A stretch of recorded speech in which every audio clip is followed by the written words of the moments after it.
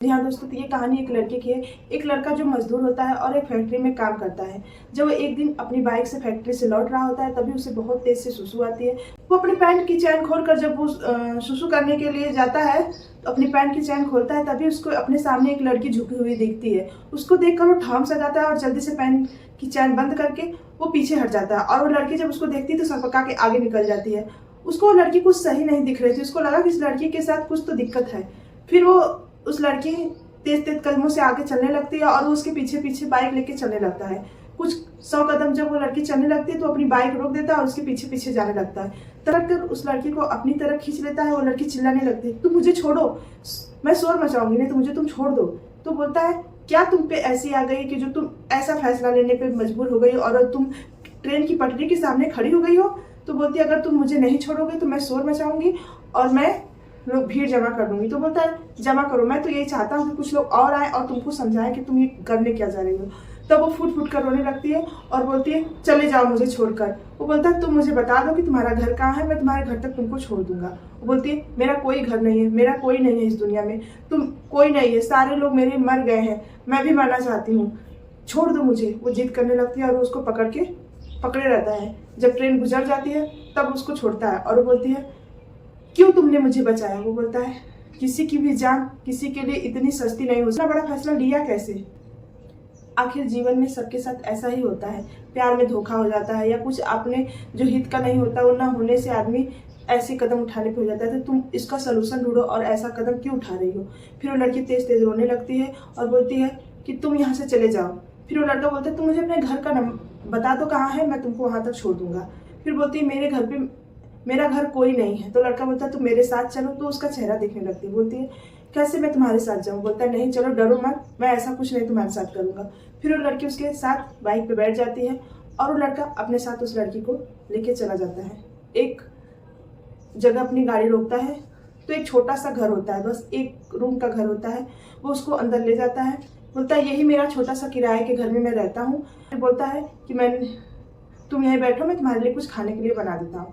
फिर उसके लिए कुछ खाने के लिए बना कर लाता है और बोलता है, ये लो तुम खा लो। तो बोलती है, नहीं मुझे भूख नहीं है, मैं नहीं खाऊंगी। तो बोलता है, अगर तुम नहीं खाओगी तो मैं भी नहीं खाऊंगा। इस पर वो बोलती है, मुझे भूख ही नहीं है, मैं नहीं खाऊंगी। वो बोलता है, तुम इस चारपाई पे सो जाओ और मैं नीचे चादर बिछा के सो जाता हूँ। वो बोलती है, नहीं मैं नीचे सो जाती हूँ, तुम ही जाकर ऊपर सो जाओ। तो बोलता है, नहीं तुम मेरे घर की मेहमान हो तो तुम्हारी हिफाजत करना है। इस पर वो चुपचाप सो जाता है। बिना खाए पिए खाना वैसे ही रखा रहता है और वो लड़की इधर से उधर करवटें बदलती है। उसको नींद तो कहीं कोसों दूर थी, उधर लड़के को भी नींद नहीं आ रही थी। फिर वो लड़की उठती है और खाना निकालती है और फिर उस लड़के को बोलती है, खा लो। वो बोलता है, तुम खाओगी तभी मैं खाऊंगा। तो ऐसे ही करते दोनों खाना खा लेते हैं। नहीं बताओ।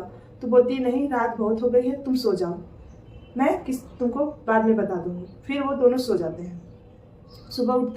सुबह लड़की उठती है, उसके झाड़ू पोछा बर्तन सारे काम कर देती है और वो सोया ही रहता है, क्योंकि उसके टाइम ही रहती है जितने बजे अलार्म लगाया रहता है। जब उसकी आंख खुलती है तो देखता है घर पूरा चमक रहा है, चकाचक है, सारे काम वो कर चुकी रहती है और खाना भी बना के रख दी होती है। बोलती है, उठ जाओ, तुमको लेट हो जाएगा। फिर वो बोलता है, तुमने इतना काम क्यों किया, मैं उठता तो मैं कर लेता। वो बोली, कोई बात नहीं, मैं खाली थी तो मैंने सोचा काम ही कर लेती हूँ। फिर दोनों बातें करते हैं। बोलता है, मैं अब जा रहा हूँ काम पे, शाम को आऊँगा और तुम कुछ गलत मत करना, मैं तुमसे हाथ जोड़कर निवेदन करता हूँ। और हाँ, ये 1000 रुपये उसको देता है। बोलता है, लो, तुमको अगर कोई ज़रूरत होगी या खाने पीने की चीज़ें तुमको चाहिए होगी तो तुम जाकर कुछ ले लेना, अब मैं शाम को जल्दी ही आऊँगा और तुम कुछ गलत मत करना। उसको खूब बढ़िया से समझाता है और चला जाता है। फिर शाम को अपनी फैक्ट्री से जल्दी छुट्टी लेकर आ जाता है, 6 बजे से पहले ही आ जाता है। रास्ते में उसको मोमोज, चाउमीन, समोसा, बहुत सारे आइटम खरीदता है और घर लेकर आता है। जब घर के दरवाजे तक वो पहुंचता है तो देखकर दंग रह जाता है। वो लड़की उसके घर को मानो स्वर्ग जैसा सजा दी थी। वो जो पैसा उसको खर्च करने के लिए आया था, वो मार्केट जाकर उसके लिए कुछ बर्तन लाई थी, कुछ घर की सजावट की सामानें लाई थी, जिससे वो घर काफ़ी सुंदर हो जाता है। और वो कुछ खाने की भी चीज़ें लाती है बनाने के लिए, खूब घर को अच्छा सजाई रहती है। फिर लड़का देखता है तो बोलता है, तुमने तो इस घर की काया ही पलट दी है। वो बोलती है, मुझे घर सजाना अच्छा लगता है। फिर वो बैठता है और उसको बोलता है, ये लो तुम्हारी मैंने पसंद की, ये लो मैंने कुछ खाने के लिए सामग्री लाई है, जो तुमको पसंद हो तो खा लो। बोलती, तुम इतने सारे क्यों लाए हो। बोलता है, मुझे पता नहीं था तुम्हें क्या पसंद है क्या नहीं, जो भी अच्छा लगे खा लो। आखिर वो खाने की चीज़ें बाहर से लाया ही रहता है, इसलिए दोनों खाते हैं और रात का खाना कुछ नहीं बनाते हैं। फिर वो लड़का फ्री होता है तो उससे पूछता है क्या तुम्हारी ऐसी मजबूरी थी, तुम इतना बड़ा फैसला लेने पे मजबूर हो गई थी। तब वो रो रो कर अपनी पूरी कहानी बताने लगती है। बोलती है मैं एक ऐसे परिवार से हूँ, परिवार में हम ही 3 लोग बचे थे। एक मेरी बहन थी, एक मैं और एक मेरे पिताजी, और माँ जो थी वो कैंसर से पीड़ित होकर मर गई थी। और मेरी बड़ी बहन की शादी हो गई है। और मैं काफ़ी पढ़ना चाहती थी। मैं डेली स्कूल जाती हूँ, पढ़ने में बहुत ज़्यादा तेज़ हूँ, लेकिन मेरे पिताजी बोलते हैं कि पढ़ लिख कर क्या करोगी। पिता की एज 50 साल लगभग थी और उनकी अगल बगल उनसे बोलते हैं रिश्तेदार कि तुम्हारी एज कुछ ज़्यादा नहीं है, तुम दूसरी शादी कर सकते हो। इसलिए पिता शादी कर लेते हैं और घर पर एक सौतेली माँ को लाकर बिठा देते हैं। सौतेली माँ भी ऐसी होती है जो, जैसा बोला जाता है कि सौतेली तो सौतेली होती है, वो उससे भी कहीं ज़्यादा बढ़कर होती है। वो मुझे इस कॉलेज जाने नहीं देती है, मुझे इतना टॉर्चर करती है, खाने पढ़ने में हमेशा बाधा उत्पन्न करती है। बोलती है पढ़ लिख कर क्या करोगी, आखिर शादी हो जाएगा, घर गृहस्थी तो चलाना है। और मेरे पिताजी की हमेशा कान भरती है, जो बोलती है मेरे पिताजी वही करते हैं। वो भी बोलते हैं पढ़ने की कोई ज़रूरत नहीं है। फिर मेरी बड़ी बहन है, वो बोलती है तुम मेरे घर आ जाओ। तो मैं उसके घर जाती हूँ, लेकिन मेरे जीजा की नीयत वहाँ ठीक नहीं लगती। वो मुझे हमेशा अकेले में ताड़ता रहता है, कुछ ना कुछ अपशब्द बोलता रहता है। मैं सोचती हूँ ये बातें मैं अपनी बहन से बताऊँ, लेकिन मेरी बहन का रिश्ता खराब हो जाएगा। इसकी वजह से मैं चुपचाप अपने यहाँ घर लौट आती हूँ। अब तो माँ मेरी और भी मेरे साथ जुर्म करती है। इन सब से सहकर मैं एक दिन चुपचाप घर से निकल जाती हूँ और मैं मरने का फैसला लेती हूँ। तुम अगर मुझे ना बचाते तो मैं उस दिन पक्का ट्रेन की पटरी से कटकर मर ही जाती। वो लड़का बोलता है तुमको पढ़ना ही है ना, तो तुम पढ़ो यहाँ पे रह के। मैं 18-19 हज़ार का जॉब करता हूँ, कुछ खर्चे मैं घर पे भेजता हूँ, कुछ पैसे मैं तुमको बचा कर पढ़ाऊँगा और तुम पढ़ो। और फिर वो बोलता है, और फिर बातें करते करते काफ़ी रात हो जाती है और दोनों सो जाते हैं। फिर सुबह उठता है, उसको 2000 रुपये देता है और बोलता है कुछ किताबें अपनी जो तुम्हारी ज़रूरत की वो खरीद लाना, और अगर कपड़े भी कुछ लेने होंगे तो ले लेना। फिर वो चला जाता है। फिर शाम को आता है तो लड़की अपने लिए कुछ बुक लाई रहती है और कपड़े, 1-2 जोड़ी कपड़े लाई रहती है। और फिर ऐसे ही सिलसिला शुरू हो जाता है। और खाना पीना बनाती है, रात में काफ़ी देर तक पढ़ती है और बीच बीच में अपना जो उसका कॉलेज होता है उसमें वो अपना ग्रेजुएशन कंप्लीट करने के लिए जाती रहती है उसी के घर से।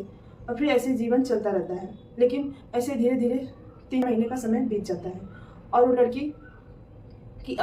उस लड़की का फाइनल ईयर रहता है और वो पेपर भी देती है और काफ़ी अच्छे नंबर से पास हो जाती है। इसकी खुशी उस लड़के को बहुत ज़्यादा होती है। लेकिन हाँ, एक चीज़ होता है, दोनों में कभी भी गलत कुछ होता नहीं है। दोनों एक दूसरे को प्यार करते हैं, लेकिन इजहार अभी तक नहीं कर रहते हैं। एक दिन लड़की बोलती है अकेले में, क्या तुमने किसी से प्यार किया है? वो बोलता है नहीं, प्यार करना क्या है, मेरे माँ बाप जहाँ शादी करेंगे मैं कर लूँगा। तो बोलती नहीं बताओ ना। बोलता ज़्यादा रिक्वेस्ट करोगे तो मैं तुम्हारा ही नाम ले लूँगा। तो हंसने लगती है, तो ऐसा है सच में तुम मुझसे प्यार करते हो? वो कुछ बोलता नहीं और मुस्कुराकर चला जाता है। फिर इधर वो लड़की के जो मामा जी होते हैं वो विदेश में रह रहे होते हैं। जब उनको पता चलता, वो जब घर आते हैं विदेश से, तो उनको पता चलता है कि उनकी एक भांजी है नहीं, तो उसको ढूंढने लगते हैं और पुलिस स्टेशन में उसकी के लिए रिपोर्ट लिखवाते हैं। जब पुलिस खोजती है तो जब इधर उधर से जानकारी मिलती है, उसके कॉलेज जाती है, पता करती है, तो बोलते हैं कि कॉलेज वो लड़की डेली आती है। फिर धीरे धीरे पता करते करते पुलिस इसके घर पहुंचती है। शाम का समय होता है, दोनों खाना पीना बना रहे होते हैं, तब तक पुलिस आती है और उसके साथ उसका मामा और उसकी माँ पिताजी सब आते हैं। दरवाज़ा खटखटाते हैं, वो खोलती है तो बोलते हैं चलो, अब तुमको यहाँ पे किडनैप करके रखा था। वो लड़की पूरी दास्तां बताती है कि नहीं, ऐसा इनका कोई दोष नहीं है, तो मुझे मरने से बचाया है। फिर पुलिस बोलती है कि अब तुम यहाँ नहीं रह सकती हो, अब तुमको हम साथ जाना होगा। तो लड़की रोने लगती है और बोलती है नहीं, मैं नहीं जाऊँगी। इस पर पुलिस बोलती है नहीं, तुम्हारा इसके साथ कोई रिश्ता नहीं है, तुम लोग ऐसे नहीं रह सकते। और फिर वो लड़की रोती रहती है और लोग उसको अपने घर लेके चले जाते हैं। इधर ये लड़का भी खूब रोता है। दोनों खूब रोते हैं और वो लड़की को लेके उसका मामा चला जाता है। इसका मामा दिल्ली में कॉलोनी में रहता है और उसको लेके चला जाता है, वहीं पर उसको पढ़ाता है। और ये लड़का इधर रोता है, उसको कुछ अच्छा नहीं लगता है। कुछ दिन बाद इसकी भी फैक्ट्री बंद हो जाती है और ये नौकरी से निकाल दिया जाता है। फिर ये गांव जाता है, 1 साल गांव में ऐसे ही रहता है। जानते हैं पैसा नहीं रहता तो कोई साथ नहीं रहता। फिर ये घूमता फिरता है ऐसे पागलों की तरह, उसका जीवन अजीब सा हो जाता है। फिर एक दिन वो फिर जॉब की तलाश में दिल्ली जाता है और ये इधर लड़की पढ़ लिख कर ग्रेजुएशन करके इसको 80-90 हज़ार की जॉब लड़की को मिल जाती है। ये जब इंटरव्यू के लिए जाता है तो उसी फैक्ट्री में वो लड़की जॉब कर रही होती है। और जब ये इसको देखती है, इंटरव्यू के लिए बैठा रहता है, तो इसको देखती है तो दोनों दंग हो जाते हैं। और फिर उसको देखकर रोने लगता है, बोलता मैंने तुमको कहाँ कहाँ नहीं ढूंढा। और वो लड़की भी रोती है, बोलती मैं तुम्हारे घर गई थी, वहाँ पे ताला लगा था, तुम्हारी सारी बातें मुझे पता चली। तुम कहाँ चले गए थे, ऐसा कोई दिन नहीं था जिस दिन मैंने तुमको मिस न किया हो। और दोनों गले लगकर फूट फूट कर रोने लगते हैं। कर्मचारी होते हैं उस लड़की को काफ़ी दिन से जानते हैं और देखते हैं कि वो किसी की तरफ देखती भी नहीं है, वो इस टाइप की लड़की है नहीं, फिर इस लड़के के गले पकड़कर रो क्यों रही है। आखिर जब सब लोग पूछते हैं तो पूरी कहानी अपनी बताते हैं। जब सब लोग जानते हैं तो उस लड़के को काफ़ी सम्मान देते हैं और उस लड़के को भी वहीं पे नौकरी मिल जाती है। वो लड़का 20,000 की नौकरी अब वहाँ पे कर रहा होता है और 80,000 की नौकरी उसकी पत्नी कर रही थी। दोनों की शादी हो जाती है और आज दोनों का ज़िंदगी बहुत ही खुशहाल है। तो कोई मायने नहीं है कि वो 80,000 की जॉब कर रहा है, वो 20,000 की, बस दोनों के बीच बहुत ज़्यादा प्यार है और दोनों प्रेमी एक दूसरे से प्रेम आज भी कर रहे हैं। अगर आपको ये कहानी जैसी लगी हो कमेंट सेक्शन में जरूर बताइएगा। तो आज के लिए बस इतना ही।